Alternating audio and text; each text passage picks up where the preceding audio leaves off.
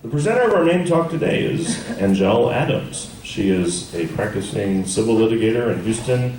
She received her BA in Communications from the University of Texas in Austin and her master's in Education from the University of Houston and her JD from St. Mary's University in 2006. Angelle joined the board of the Texas Coalition to Abolish the Death Penalty in 2010, and she was elected president in 2013, and she has served on the board of the African American Lawyers section of the State Bar of Texas and the Houston Lawyers Association. Angelle is also a member of Amnesty International and participates in Big Brothers, Big Sisters of America.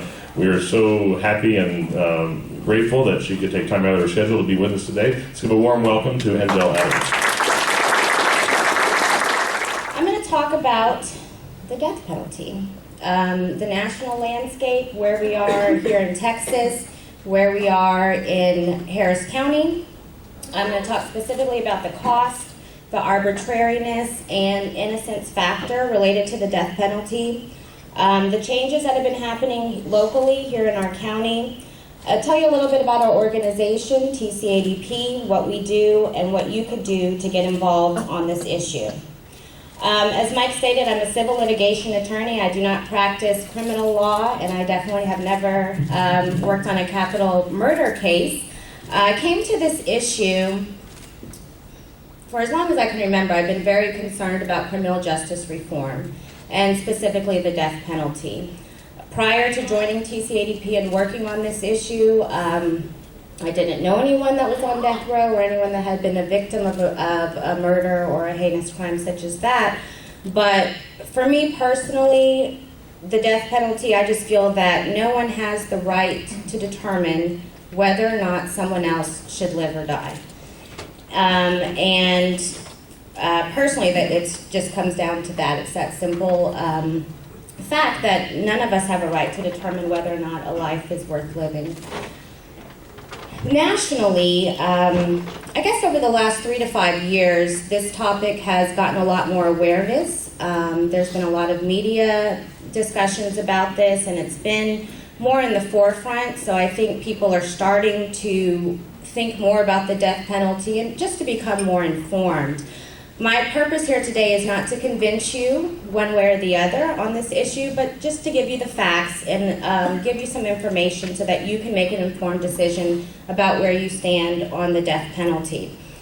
For a lot of us, it's not necessarily an issue that we think about on a daily basis, but as I said, with the growing media attention, it has been coming to light most recently with the Pope's visit to the United States, and he spoke out saying that the death penalty should be abolished.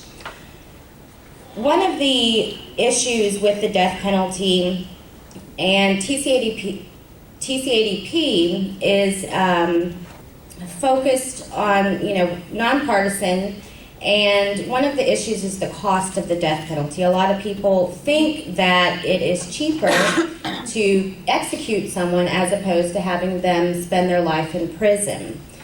The Dallas Morning News did a study and actually found that it's 3 times more expensive to send someone to death row as opposed to having them spend their life in prison without the possibility of parole, which is now an option here in Texas, which is why we're starting to see a decline in the number of death sentences, because juries now have an option not to send someone to death row, but rather to imprison them for life without the possibility of parole if they feel that that's a fair punishment for them. But people are often surprised at the high cost of the death penalty, and that's for several reasons. For one, the jury selection process is very lengthy. It takes a long time for them to find a jury. In addition, there's a lot of expert witnesses that come in to testify, and that is expensive. And the death penalty trials themselves are lengthier because they're actually bifurcated. So if you're sitting on a death penalty jury, first you're going to have a trial where you determine, is this person innocent or guilty of the crime that they've been charged with? And then they reconvene and determine the punishment phase. During the punishment phase, they bring in expert witnesses, mitigating factors to discuss what was this individual's background, how was their childhood, what led them to this point, and basically trying to inform the jury that their life is valuable and that they should not be executed. In addition, there's the lengthy appeals process, and the Dallas Morning News found that death row inmates now, they're in solitary confinement. 23 hours a day, they're confined to their cell. They'll get to come out for an hour to have recreational time. Actually, that recreational time, they're alone. They don't get to interact with anyone else, and then they're back in their cell for 23 hours. And the separate housing facility and the solitary confinement is $61.58 per day per inmate, as opposed to having someone serve a life sentence, which is only $47.50 per day per inmate. The reason I talk about costs and the reason that we look at this issue is because when we do go speak with the legislature and we speak particularly with Republicans, they don't want to hear about innocence, they don't want to hear about morality, they want to look at the hard facts, and one of those are the finances.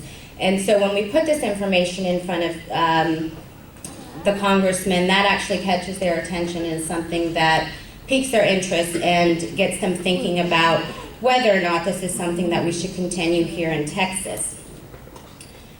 In addition to the cost, the death penalty is very arbitrary in how it is carried out, because that cost is something that's not borne at the state level, but it's incurred county by county. So, here in Harris County, the death penalty capital of the world is what we had been considered for many years. We're actually sentencing less and less people to death row here in Harris County. But you'll find when you look at the statistics, it's those counties that have more money that are actually able to seek the death penalty. So someone could commit the exact same crime in a smaller county and get life without parole, but if the county has enough money to afford sending them to death row, they will seek the death penalty. And that's a decision that each county's district attorney makes. So, for instance, the total number of offenders sentenced to death by county in Harris County is 293, as opposed to some of the smaller counties. Cameron County, 19, Jefferson County, only 24. And again, that's because we're looking at whether or not that county can actually afford to incur those costs. In addition to that, on the arbitrariness issue, the majority of people on death row are people of color. It's very arbitrary by race, and again, by geographical location. For me, one of the most compelling things is the innocence factor. There have been numerous cases of individuals who have been sentenced to death row and have later been exonerated, found innocent, and unfortunately there are several cases of people who have been executed and have come to find out after the fact that they were innocent. I have some handouts at that back table, and I encourage everyone to take them and read it more closely. But on the innocence factor, we have Carlos Deluna, who Columbia University Human Rights Law Review did an extensive study on this individual, looked at the case, looked at the trial, looked at all of the evidence, and published a thick study about his case, and have come to find that Carlos Deluna, who was executed by the state of Texas on December 7th, 1989, was actually innocent. And Mr. Deluna told the investigators that there was actually another man with the first name Carlos, another Hispanic man, who was known to carry the knife, the kind of knife that was used in the stabbing, and pointed investigators to him. But, a lot of times in these cases, the law enforcement, they want to find someone, they want to convict someone of the crime, and once they zero in on you, they're going to do everything they can to make sure that you get the death penalty, as opposed to looking at the full scope and really evaluating the evidence. In addition to Mr. Deluna, you may have heard in the last few years about Cameron Todd Willingham, who was accused of killing his children and setting the house on fire. The forensic expert, the fire expert who testified, has since been reprimanded and lost his license and rights to testify, and they have spoken with several fire experts since then, arson experts that have reviewed the evidence and said this was actually an accidental fire. Unfortunately, Cameron Todd Willingham was executed. Here locally in Harris County, we have one of the more recent death row exonerees, Anthony Graves, who lives here in Houston now. He was accused of murdering 6 people, 4 of them children, in Somerville, Texas in 1992. He spent 18 years incarcerated, 12 of those on death row in solitary confinement for a murder that he did not commit. The Fifth Circuit Court of Appeals ruled in 2006 that his 1994 murder conviction was improperly obtained because the DA did not disclose all of the facts and the evidence in the case. The man who actually committed this crime gave Anthony's name because he had seen him walking on the street a few weeks prior and just threw his name out there. The investigators zeroed in on Anthony, and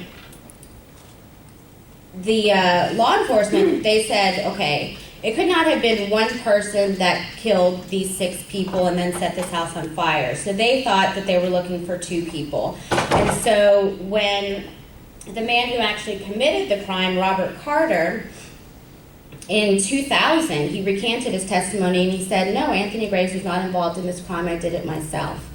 However, the DA did not release that information to the defense attorney. So in 2006, the Fifth Circuit Court of Appeals said that the murder conviction was improper.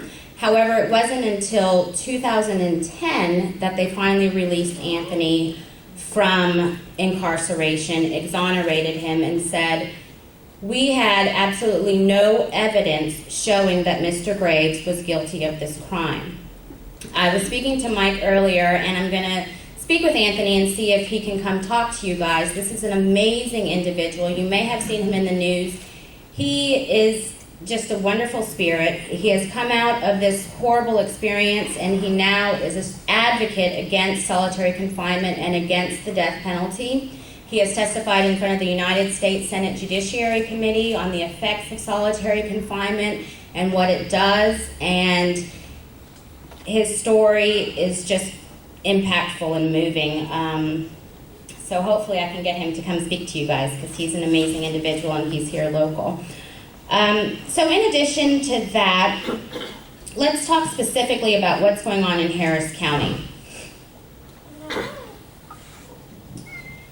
In the mid-1990s, Harris County juries typically sent 13 to 15 people to death row each year, and 15 of the last 18 defendants sentenced to death in Harris County are African American. The other 3 defendants are Hispanic. The last death sentence imposed on a white defendant in Harris County occurred in November 2004 when jury sentenced serial killer Anthony Shore to death. Harris County prosecutors have secured death sentences for 294 people since 1976, when the death penalty was reinstated, and there are approximately 90 inmates still on death row who were convicted in Harris County, more than 1/3 of the current population on death row. Right now, Texas has sentenced a total of 515 people to death row, and the next state behind us is Oklahoma with 111 people. So Texas is definitely the forerunner on this issue. But the landscape is changing. Over the last several years, several states have abolished the death penalty. Maryland did it in 2013, Connecticut in 2012, Illinois in 2011, New Mexico in 2009, New Jersey in 2007, and New York that same year abandoned the death penalty. Currently, there's 18 states that no longer have the death penalty, and Oregon and Washington's governors have declared moratoriums on all executions.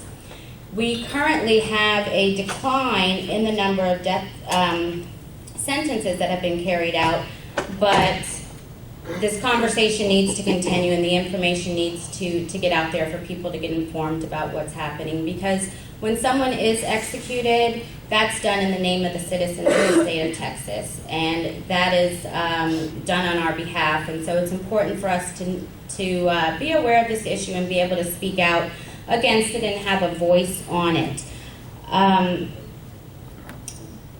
I will tell you that since I've been involved in TCADP, after Anthony Graves was exonerated, I met him and had always wanted to put a face on this issue and to communicate with someone on death row.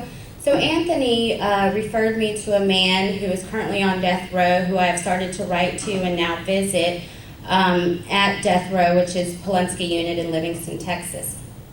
And he's from Harris County.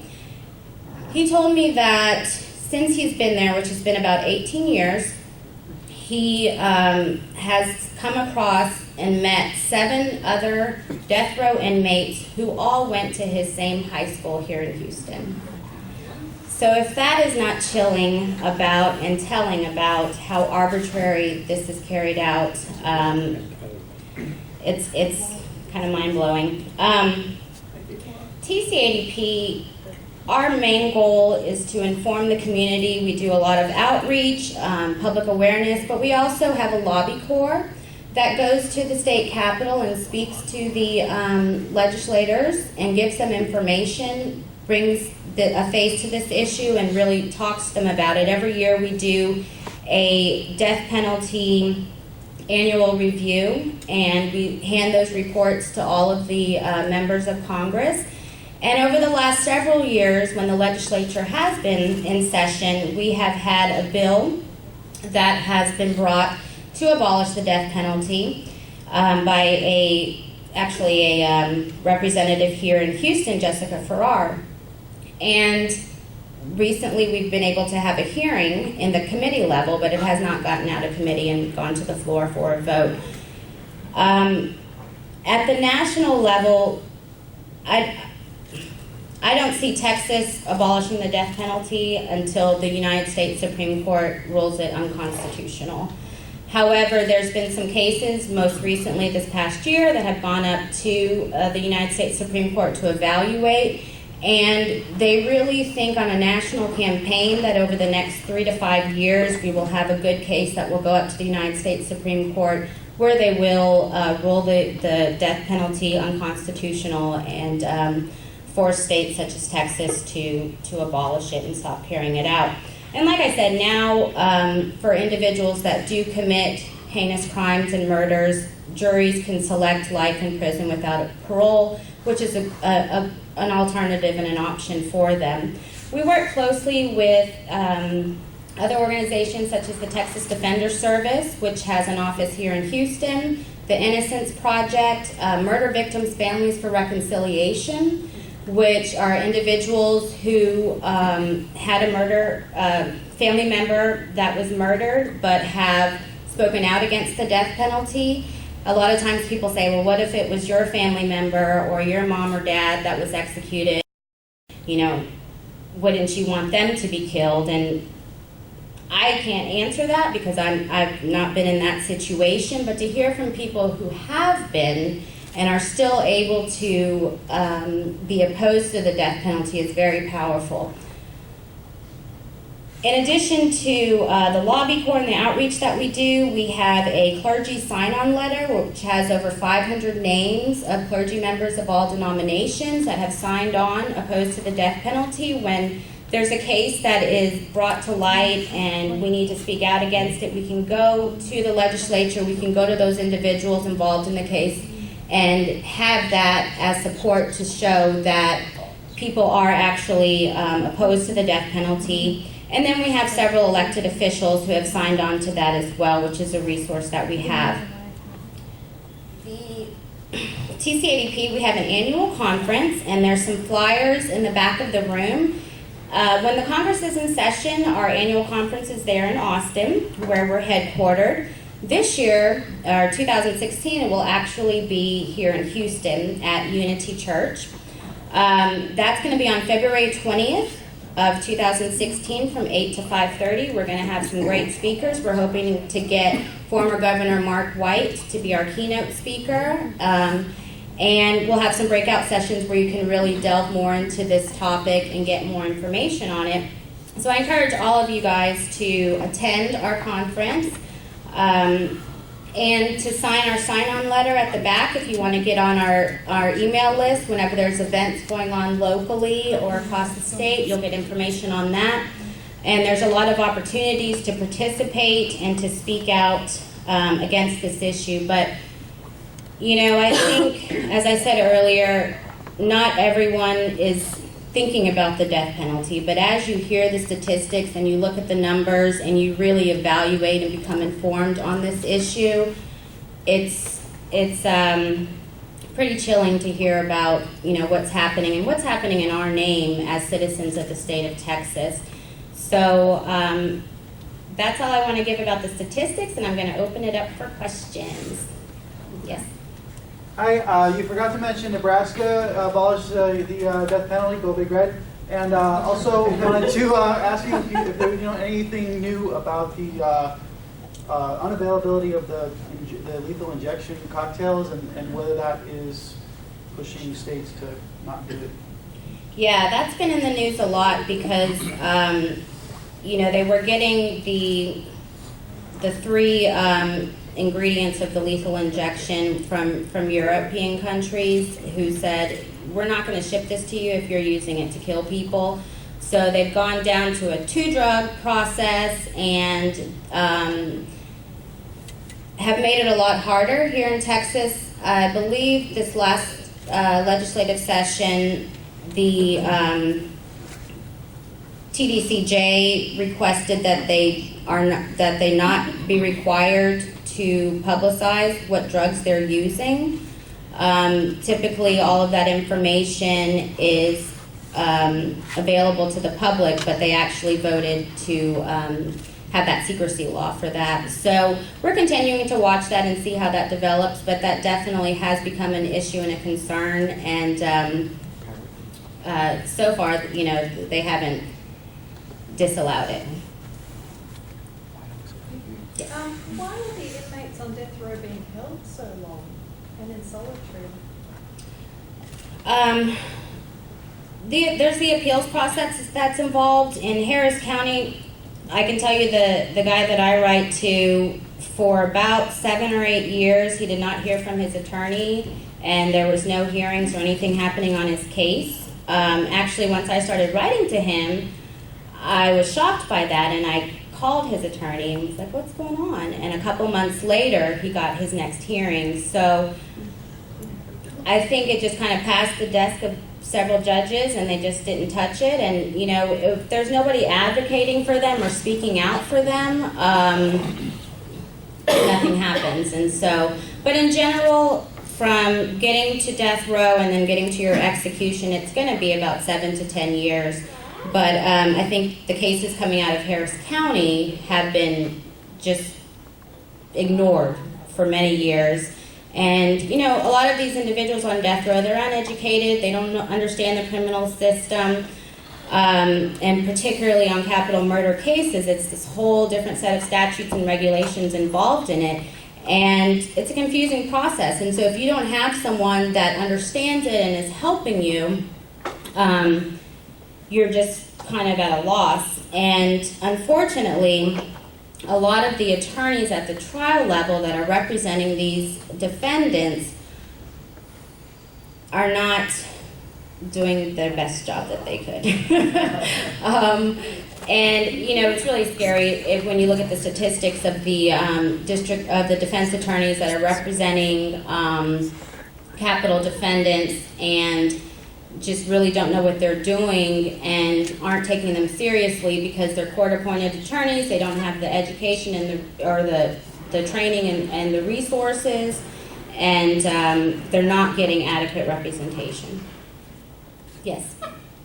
Thank you said that the death penalty was reestablished in '76. So there was a time when it was considered unconstitutional. I've never heard what was the legal rationale for reinstating it to begin with. That's a good question. I think that between 1923 and 1964, Texas used the electric chair to execute people. Prior to that, executions were carried out by hanging. And this lethal injection process was found to be more humane. And it's still used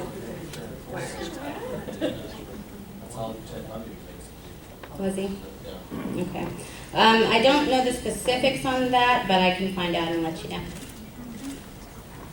It's a good lawyer answer, huh? Are Texas prisons privately owned and operated, and is this a big money-making venture? Yeah, the prison system is a business, yeah. And, Amnesty actually has a school to prison pipeline campaign that they're doing, where they actually look in certain communities at the number of children entering elementary, and that's how they base years out on building the prisons. So, Michelle Alexander has a really good book called The New Jim Crow, where she's talking about the criminal justice reform and how that is basically an outlet to continue Jim Crow laws and racism and segregation. Let's thank Angelle.